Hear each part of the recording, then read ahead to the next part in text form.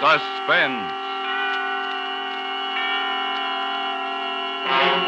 Autolite and its 96,000 dealers present Miss Agnes Moorehead in The Chain, a suspense play produced and edited by William Spear. Say, Harlow, whom do you go to when you have a baby? A baby? Why, to a doctor. When you go to jail, I should say, when you have a lawsuit, whom do you go to? A lawyer. Baby, lawsuit. What are you driving at, Hap? The best spark plugs for your car, my good man. Oh, well, now you're on my ground. Who knows more about the best spark plugs for your car than Autolite's ignition engineers? The men who design and build complete ignition systems for many of America's finest cars. Why, it's the skill and know-how of these Autolite ignition engineers that have made Autolite the world's largest independent manufacturer of automotive electrical equipment and made Autolite spark plugs world famous. That means they know how to build into spark plugs the best in quick starting, smooth performance, and gas mileage, eh, Harlow? Right you are, and say, it's the skill of these same Autolite engineers that made possible the development of the Autolite resistor spark plug, one of the greatest advances in spark plug design for automotive use in the past 20 years. So, friends, go to your friendly Autolite spark plug dealer and have him replace worn-out spark plugs with world-famous ignition-engineered Autolite spark plugs. Whether you choose the resistor type or the regular type, you can't buy a better spark plug for your car because you're always right with Autolite. And now, with The Chain and the performance of Agnes Moorehead, Autolite hopes once again to keep you in suspense. All I did was write a letter, that's all. You can't blame me for what happened. I didn't start it. It came to me, and I followed the instructions because I was afraid. Hundreds of people do it every day, so how can you blame me? Everybody in town knows me. They respect me. I've always been a good wife. By the morning it started, I was fixing George's breakfast. Not just toast like some women fix, but bacon and eggs and hot biscuits. Coffee ready? I asked you not to wander off. Your bacon is burned to a crisp. I told you I only wanted fruit juice and coffee. I went down to the road to pick up the mail. Why do you always run for the mail? Are you expecting something you don't want me to see, George? If there was anything I didn't want you to see, I could have it sent to the office. Oh, could you? I didn't know you were important enough to be permitted to receive personal mail there. Leonora, that's enough. Burt Reynolds was appointed district manager. I should have gotten the job, but I didn't. Now, let's forget about it. Well, maybe you can forget about it, but Abby Reynolds won't let me forget.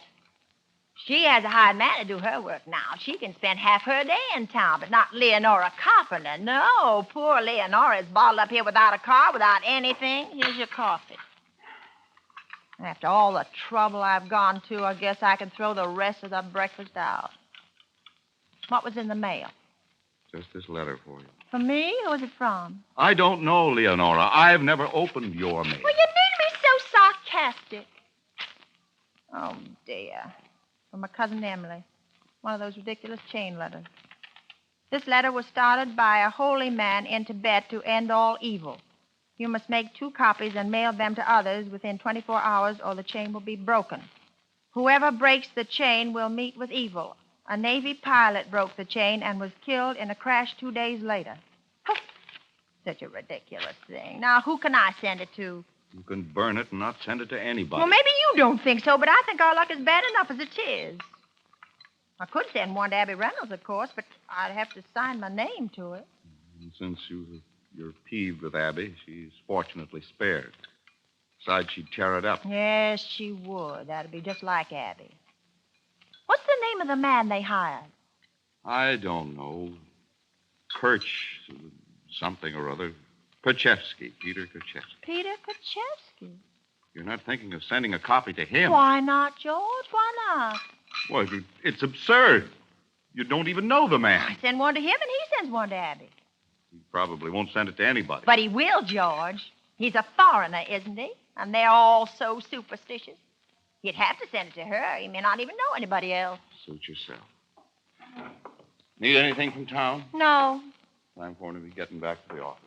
very early, George. You never used to leave so early. You used to eat a big breakfast. I'm just not hungry. Maybe you'll be hungry by the time you get to town. Then you'll have time for a second breakfast at the drugstore. Maybe. You might even meet Miss Holden. She has her breakfast there. Leonora. She's very pretty, George. Not at all like your former secretary. Betty Holden's a very efficient girl. If she's pretty, I've never noticed Well, it. notice it, George. Notice it while you're having your second breakfast. I'll see you at dinner, Leonora.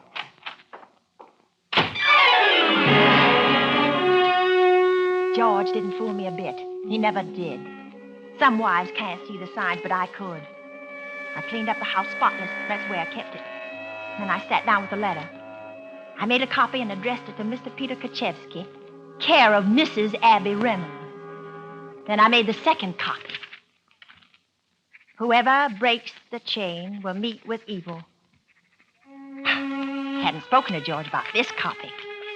I sealed it in an envelope and addressed it to Miss Betty Holden.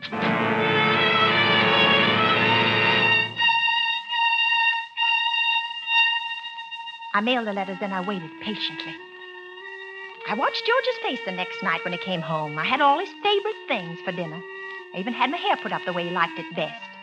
Not that he was ever pleased with the things I did for him. I wasn't the one he had on his mind. You're not very good company tonight, George. I find very little to say. I passed your office today. You seemed quite animated in there. But perhaps you find Miss Holden's conversation more stimulating than mine. We were discussing something that was very embarrassing to me, Leonora. Oh? Why did you send her that letter? Well, it said send 2 copies, and that's what I did. Well, why Miss Holden? Why not? Because it was a stupid and childish thing. Is that what she said? She's too much of a lady. That's what she thought, and so did I. Oh, you and Miss Holden seem to think very much alike. It's a pity you're not married to her. Yes, Leonora. It is a pity. So it's true, then. You agree that I'm stupid and childish. What other agreements do you have, George? Why do you twist things so? I said... I know what you said. You think I'm deaf, George? I'm not. I'm not blind either. She's my secretary, that's all. If that's all, then why don't you fire her? For what cause? Because I don't want her there. That's cause enough, isn't it? I'm your wife. Isn't what I want important? Not when it can cost somebody a job without reason. Oh, you're so noble, aren't you, George? But that isn't like you. I know because I live with you. You're a liar, George, and I could get her fired without your help. I'll go to Burt Reynolds and tell him... Leonora, if you do that, I'll... Go ahead and hit me, George, because the secretary means nothing to you. No. That wouldn't do any good with you, Leonora. You're not worth it. You stay here and talk to me. Where do you think you're going? I'm going out to the guest room over the garage. Where I go from there, I'll decide later. You mean you're going to stay out there? That's exactly what I mean. You want to make a fool of me. You want people around town whispering that you left me. You want them to laugh at me. They'll never know unless you tell them, Leonora. You'll make sure that Betty Holden knows it, though, won't you? George, come back here. Do you hear me? George!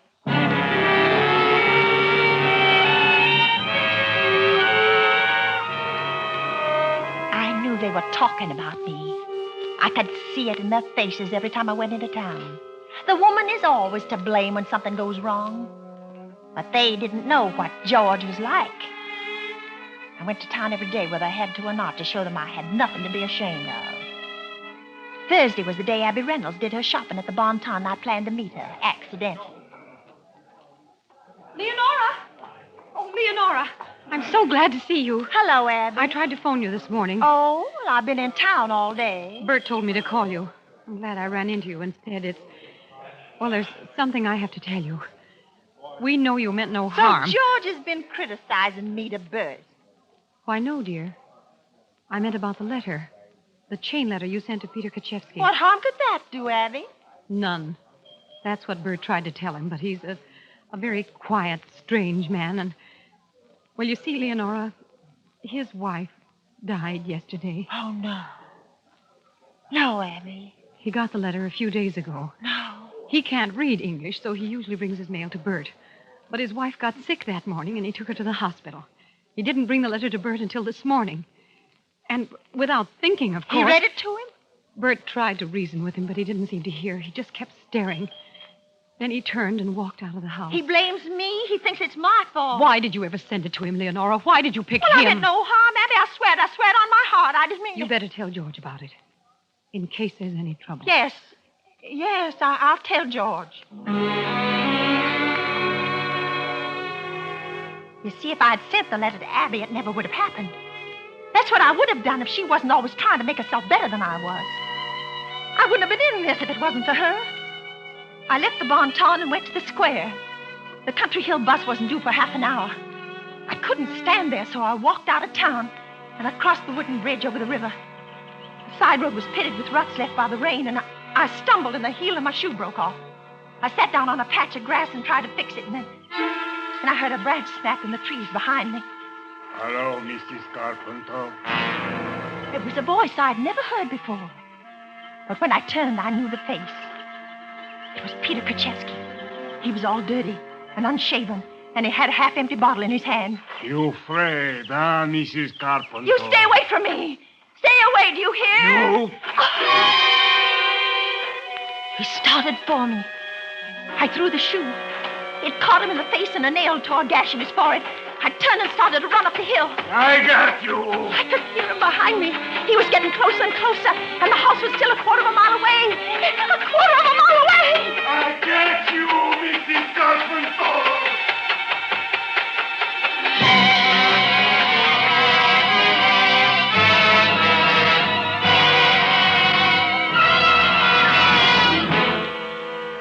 Autolite is bringing you Miss Agnes Moorehead in The Chain.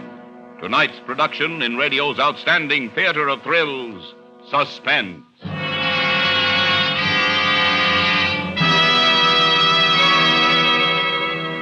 Say, Harlow, what ignites the ignition system? I'll ask the Autolite ignition engineers. And what sparks a spark plug?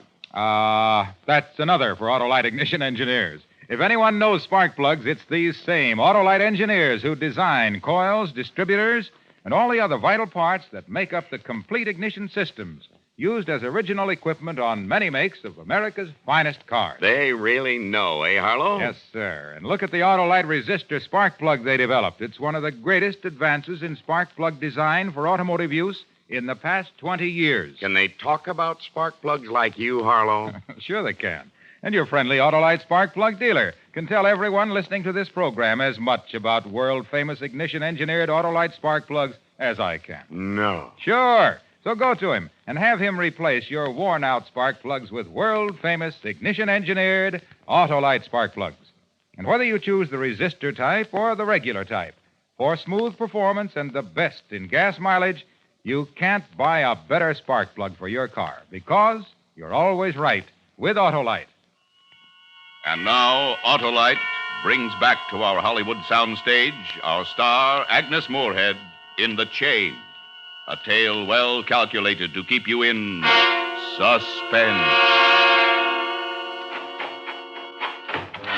My lungs were ready to burst. I wanted to scream, but no sound had come. And there was nobody to hear me. Nobody but Peter Krzyzewski. He was stumbling along after me. I heard the bottle drop and break. I could see the house now in the clearing through the trees, and I started to cry. I couldn't run any faster. I just couldn't. He was almost up to me. He reached out, and I felt his hand tearing at the back of my coat, and then he fell. He fell. I heard him go down, but I didn't turn to look. I crossed the clearing, up the steps of the house. I tore at the clasp on my handbag to get the key. Well, it was stuck. Krzyzewski staggered into the clearing. I remembered the spare key under the doormat, got it, and opened the door. He'd reached the porch steps. I slammed the door and locked it in his face. Come out. Come out, Mrs. Carpenter. Go away, do you hear me? Leave me alone. Get Leave me away from alone. me. Nobody runs to help you. You don't get away. I gonna wait for you. I leaned against the door, trying to get my breath. I could feel Krzyzewski on the other side of it like a big crazy ape. What did he want to hurt me for? I took a chair and braced it under the doorknob. Then I heard him move. He padded down the porch steps, but he wasn't going away. He was moving around to the back door. I raced through the house. The door was locked. So were the storm windows on the lower floor. I ran upstairs to the bedroom. George's service revolver was in the bureau. I got it and opened the window. Calm down, Mrs. Carpenter. Get off this property! No, calm down. Look, I've got a gun and I know how to use it, you understand? Will you go? You killed my wife, Mrs. Carpenter. I didn't. I never saw. I never You knew her. sent me that letter.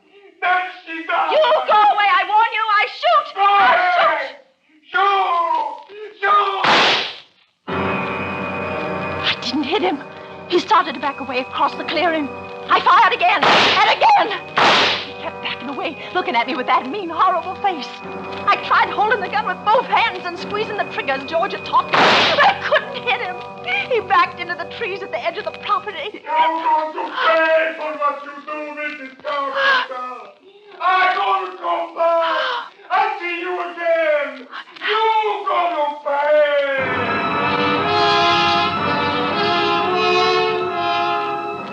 I held the gun in my lap and waited till I could see him going down the road towards town.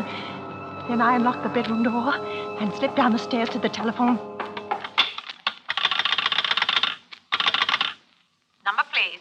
Town 3417. A minute. Castle Insurance Company, Reynolds speaking. Bert, this is Leonora. Oh, yes, Leonora? Is George there? I must speak to him. He's out for the afternoon making some calls. Is Miss Holden there? No, I think George gave her the afternoon off. Oh, I see. Is anything wrong, Leonora? No. No, Bert. Did you tell George about Kochevsky and the letter? Yes, Leonora, I told him. And he told me why you sent it. Is there anything else I can do for you? Well, if George comes I'll in... tell him to call you. Goodbye, Leonora. Bert, I meant the...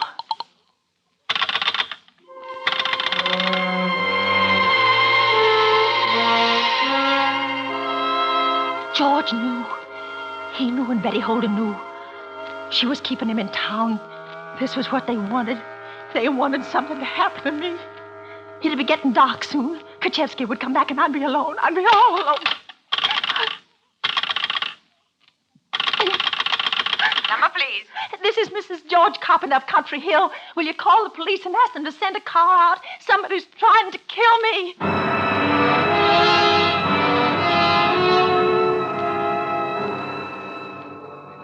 Break the door down or get in through any of the windows? No, but that... Well, Mrs. Carpenter, he wasn't carrying a weapon and he never actually touched you. I can't arrest him for attempted murder. There isn't even enough evidence for simple assault. I want that man arrested. Do you hear me? Well, what you want has nothing to do with the law, Mrs. Carpenter. You're supposed to protect people. That's what we pay taxes for. Kochevsky pays taxes too, Mrs. Carpenter. You fired a gun at him. If you're smart, you'll drop this. Haven't I the right to protect myself in my own house? In the house, yes, but Well- you were behind locked doors firing at a man out in the open. Oh, If you'd killed him, you'd have been charged with murder. Now, take my advice and don't use that gun again unless somebody breaks but in. that man is crazy. He's just crazy. If I had a simple mind like his and the same thing happened to me, I might be crazy, too. But I can't locate my husband. I'm alone here. You've got to find that man and arrest him. I demand it. All right. But all I can charge him with is trespassing. We can hold him until his fine is paid, and that's all. Well, I don't care what you charge him with. Arrest him. Just arrest him. He may bring counter charges against you. What charges could he bring against me? I've never hurt anybody. I've never done anything to anyone. Well, I'm glad to hear that, Mrs. Carpenter. I like nice people. Goodbye. If you see my husband, tell him to come home. Tell him I'm alone here. I don't know what I'll do alone. When we find Kochevsky, I'll call you. It started to get dark, and I sat there listening to every sound. And then it started to rain. I heard it pounding on the roof. It frightened me. If somebody came up to the house, I wouldn't be able to hear them. 7 o'clock came, and then 8, 9, 10. I didn't dare light a light. Then I thought I heard a car. George. It had to be George.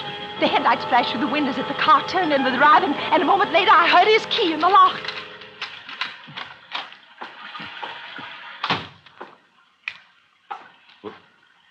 Leonora, What's the matter, George? Are you surprised to see me? all the lights were out. I thought you were in bed. Oh, is that what you thought? Was that why you waited so long to come home? Where were you? Where I go is no longer any concern of yours. You were with her. All right, Leonora, I was. For the first peaceful evening in 10 years, but not the last. What are you saying, George? I'm going to divorce you, Leonora. I'm moving into town tonight. I'll be at the hotel. I'll stop you. There isn't anything I won't do to stop you.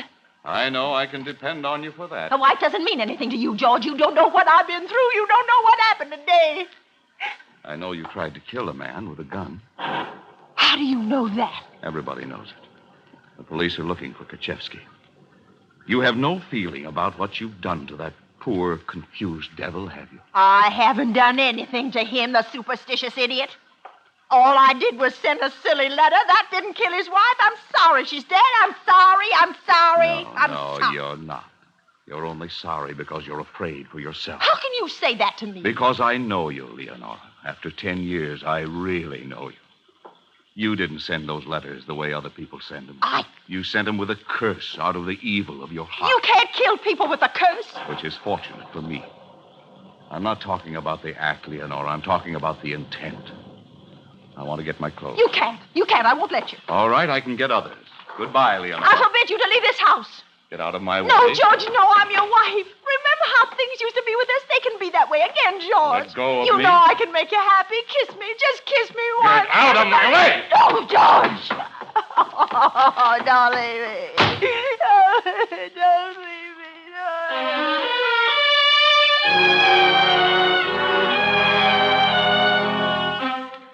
I tried to sleep, but I couldn't. The rain got heavier. Each time the lightning flashed, I could see the river below.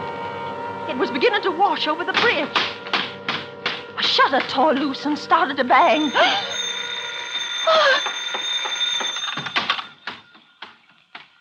Hello. Hello. Hello? Who is it? Lieutenant Marsh at police headquarters, Mrs. Carpenter. Have you found Kerchevsky? Yes, the boys brought him in about a half hour ago. I did all I could. Well, what do you mean? Trespassing is a minor charge, Mr. Carpenter. Bail was set at $25. Mr. Reynolds just came in and bailed him out. You mean he's free? You let him get away? You've got to send somebody up here. You can't leave me alone if he's loose. I'm sorry, Mrs. Carpenter, but there's a storm emergency. Besides, the bridge is washed shut, and I'm tying up the line talking to you. Good night. Lieutenant! Lieutenant! Operator. Operator, get me Mr. George Carpenter at the Clearview Hotel. I'm sorry, but the lines are open for emergency service. But I must speak to him. I must. I'm sorry, but the storm has washed out most of the lines. We only have 3 circuits open for emergency. But this is an emergency. I tell you, it's a matter of life and death. Just a moment. I have a clear line. Oh. Please make your call brief. All right. All right. Hello? Hello? Hello? Hello? Here's your party.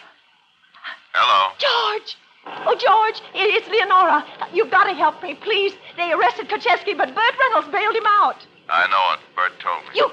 You know it? You let him do it? You want me to be killed? He took Kerchevsky home and put him to bed. But he won't stay there. He's crazy. Oh, come out here, George. I need you. The bridge is out. There's no road Well, open. he'll find a way to get here. Oh, do you want me to go mad, George? I'll give you a divorce. I won't fight it. I promise you, George. Only don't let me die. Leonora, you're hysterical. It's after midnight. I'll be... Go on, George. Go on. George, please, George. George.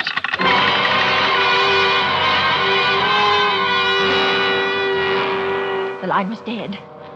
Dead like I was going to be dead. Kerchevsky would come. They didn't know it, but I did. The rain stopped, and I sat there listening to the ticking of the clock. It struck 1, then 2. That was all. It was so peaceful, and I almost dozed off. Something was moving outside. I went to the window and saw the figure of a man turning into the shadows behind the house. I found the gun where I'd left it under the sofa pillows. I couldn't shoot him until he broke into the house. I rode to the kitchen and waited. He was fumbling with the door. There was a metallic sound. He was forcing something into the lock, and then it clicked. The door swung open. He was framed in the center of it, and I fired. He fell. I backed through the house, opened the front door, and started to run.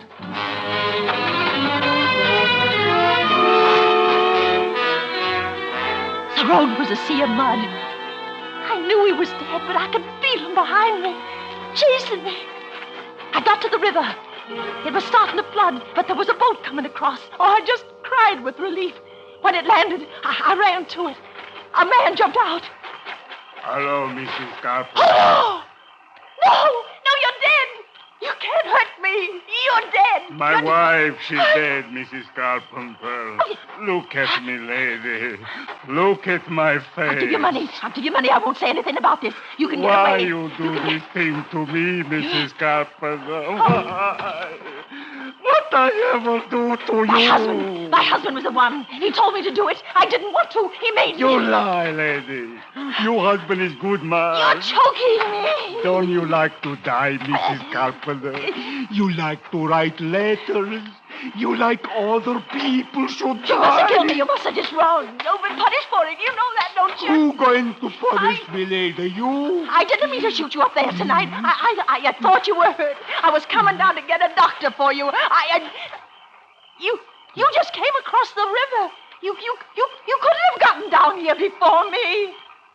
George! It was George. I killed George. You kill your husband? I thought it was you. I don't know. You want to kill me, but you kill him. I don't know. You kill your husband, Mrs. Carpenter. You kill him. Now they're going to make you pay. It was an accident. An accident, I tell you, an accident. Run, It was an accident. Mrs. Carpenter. It was an accident. It was an accident.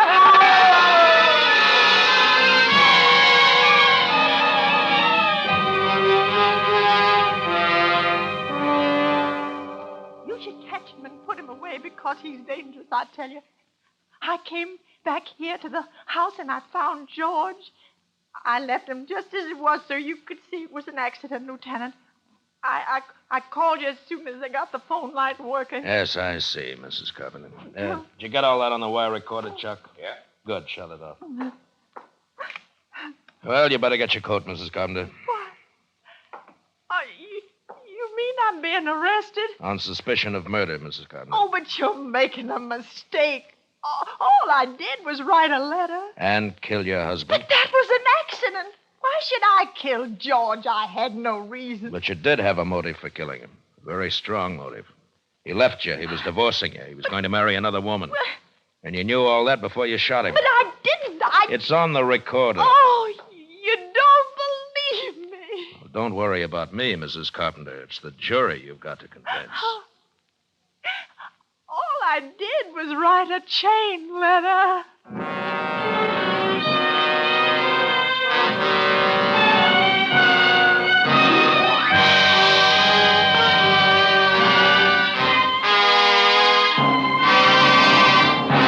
Suspense. Presented by Autolite. Tonight's star, Agnes Moorehead.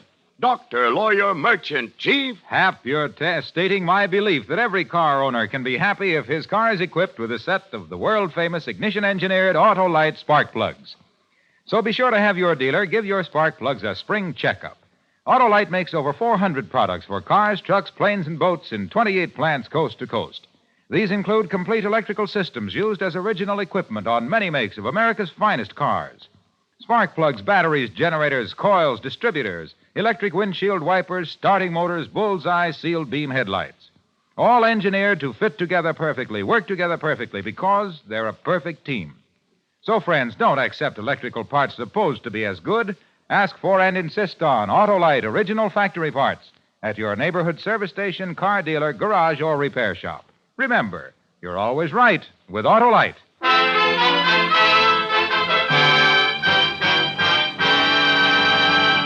Next Thursday for Suspense, our star will be Miss Joan Bennett. The play is called The Statement of Mary Blake. And it is, as we say, A tale well calculated to keep you in suspense. Tonight's suspense play was produced and edited by William Spear and directed by Norman MacDonald. Music for Suspense is composed by Lucien Morawek and conducted by Lud Gluskin. The Chain is an original play written for radio by Joel Murcott. Agnes Moorehead may soon be seen in the Warner Brothers production Caged. In the coming weeks, you will hear such stars as Claire Trevor and John Lund. And don't forget, next Thursday, same time, Autolite will present Suspense, starring Joan Bennett. You can buy world-famous Autolite resistor or regular spark plugs, Autolite stay-full batteries, Autolite electrical parts at your neighborhood Autolite dealers. Switch to Autolite. Good night. This is CBS, the Columbia Broadcasting System.